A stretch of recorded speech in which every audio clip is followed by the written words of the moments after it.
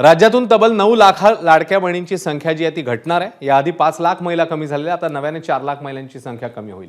त्यामुळे सरकारचे 945 कोटी रुपये वाचणार आहेत। नमो शेतकरी योजना आणि लाडकी बहीण योजना यांचा एकत्र लाभ घेणाऱ्या 5 लाख महिला आहेत। त्यांना लाडकी बहीण योजनेतून केवळ 500 रुपये तर नमो शेतकरी योजनेतून 1000 रुपये मिळणार आहेत। दिव्यांग विभागातून लाभ मिळणाऱ्या महिलांची माहिती घेऊन त्यांनाही वगळलं जाणार आहे। वाहन असलेल्या 2.5 लाख महिलांनाही वगळण्यात आले।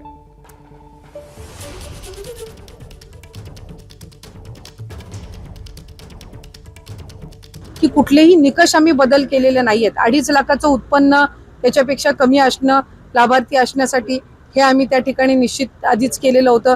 दुचाकी वाहन असावं, 4 चाकी वाहन नसावं हे आम्ही त्या ठिकाणी निश्चित हे केलेलं होतं।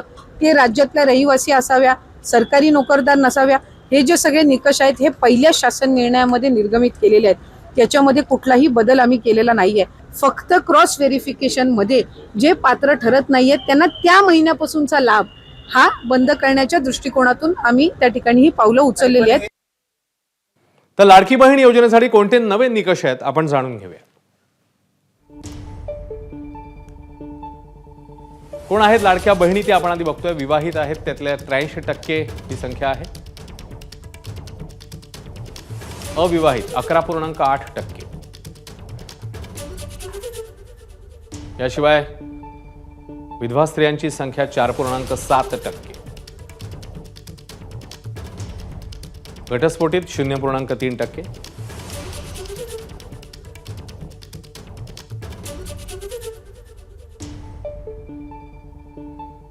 कोणते नवे निकष आहेत तर लाभार्थ्यांना दरवर्षी जूनमध्ये बँकेत केवायसी करून हयातीचा दाखला हा जोडावा लागेल। दरवर्षी 1 जून ते 1 जुलै दरम्यान केवायसी हे करावं लागणार आहे। याशिवाय लाभार्थींचं उत्पन्न तपासण्यासाठी प्राप्तिकर विभागाची मदत घेण्यात येणार आहे। अर्ज मंजूर झाल्याच्या पुढील महिन्यापासून लाभ मिळेल। अर्जातील नाव आणि पैसे जमा झालेल्या बँक खात्यावरील नावात तफावत आढळल्यास अपात्र ठरवण्यात येईल। ज्यांचं आधार कार्ड योजनेशी लिंक नसेल त्यांनाही योजनेतून बाद करण्यात येईल। नमो योजना किंवा दिव्यांग योजनेचा लाभ घेणाऱ्यांना लाडकी योजनेचे 500 रुपयेच मिळतील।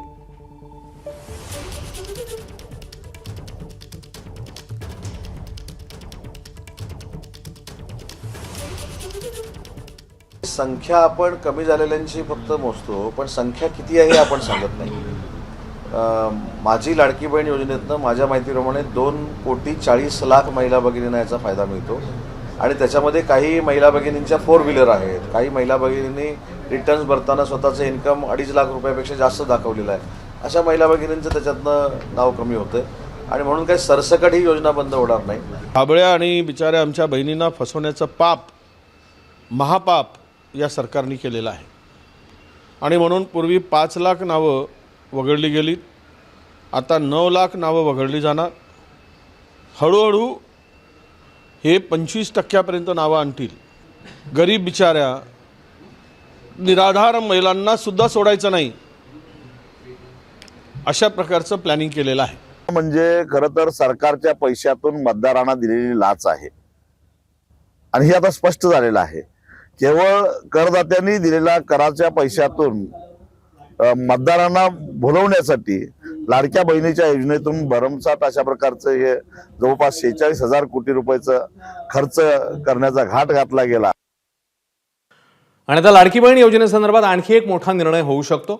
21 वर्ष पूर्ण झालेल्या तरुणींना किंबहुना योजनेचा लाभ देण्याबाबत आता निर्णय घ्यावा लागणार आहे। मंत्रिमंडळाच्या बैठकीत 21 वर्ष पूर्ण झालेल्या लाडक्या बहिणींसंदर्भात निर्णय घेतला जाईल। नव्या लाडक्या बहिणींसाठी नवे बदल हे करावे लागणार आहेत।